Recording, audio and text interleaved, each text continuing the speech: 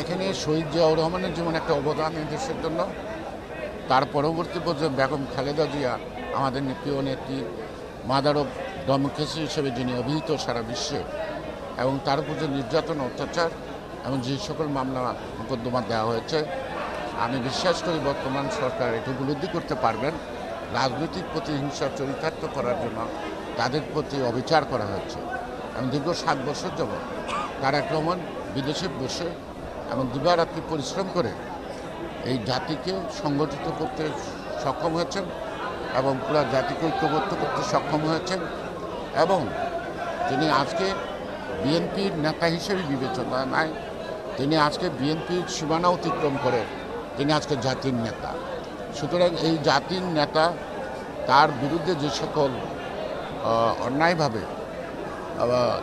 রায় দেওয়া হয়েছে এবং মামলা দেওয়া হয়েছে, আমি বিশ্বাস করতে চাই এই সরকার অচিরেই প্রতিবন্ধকতাগুলি দূর করবে এবং তাদের মামলাগুলি প্রত্যাহার করে গণতন্ত্রকে চলার পথকে সুগম করবে এবং বাংলাদেশের রাজনৈতিক নেতৃত্ব যাতে বিকশিত হয় সেই দিকে তারা খেয়াল রাখবে।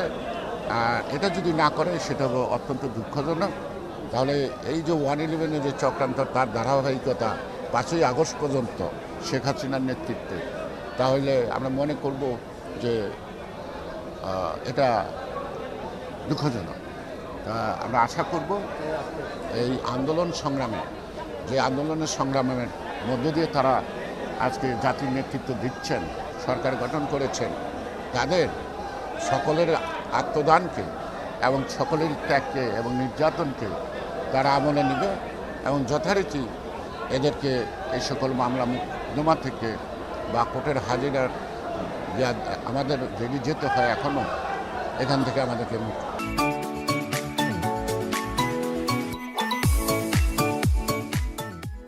এটা কিছু রটনা আছে, একটা গুজবও আছে। আমরা বিশ্বাস করি 5ই আগস্টে যারা পরাজিত শক্তি তারা বসে নেয়, তারা হয়তো একটা স্যাবোটাইজ করার চেষ্টা করবে। তবে বিএনপির পক্ষ থেকে ইতিমধ্যে আমাদের নেতা তারেক রহমান সাহেব একটা ঘোষণা দিয়েছেন এবং যে সকল অঞ্চলে সকল পূজাকে আমরা দেখভাল করব, আমরা জনগণকে নিয়ে নিরাপত্তা দিব এবং সেখানে আমাদের নেতৃত্ব যদি ব্যর্থতা হয় তাদের বিরুদ্ধে যথাযথ ব্যবস্থা গ্রহণ করবে। আমি আশা করি কুচক্রী মহল যতই চেষ্টা করুক, জাতির কপালে কলঙ্ক লেপন করার সকল অপচেষ্টা আমরা অত্যন্ত কঠিন হাতে মোকাবেলা যাবে। স্বাধীনতা যুদ্ধের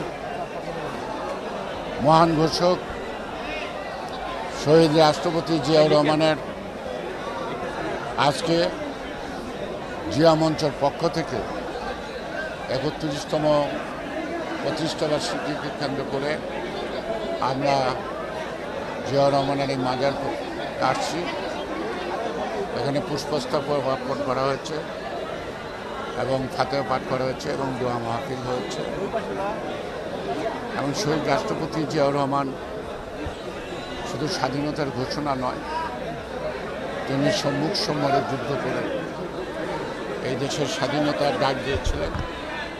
আবামর জনগোষ্ঠী, ছাত্র, যুবক, কৃষক, শ্রমিক, তাঁতি, আমার, কুমার, সেদিন সবাই সেই যুদ্ধে অংশগ্রহণ করেছে।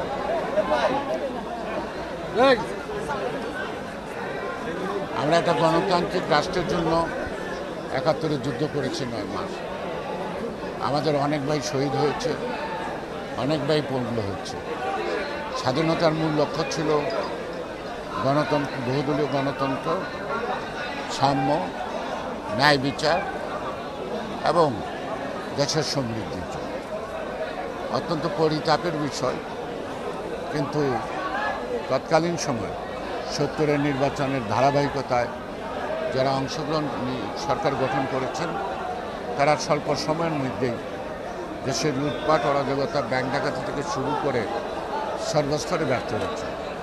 74-এর দুর্ভিক্ষের মতো একটি দুর্ভিক্ষ উপহার দিয়েছেন। সর্বশেষ যেই গণতন্ত্রের চেতনাবোধ থেকে যুদ্ধ, সেই বাংলাদেশে গণতন্ত্র যুদ্ধ করে সংসদে একদলীয় শাসন ব্যবস্থা কায়েম। তার পরবর্তী পর্যায়ে 15ই আগস্টের পর পরিবর্তনের পর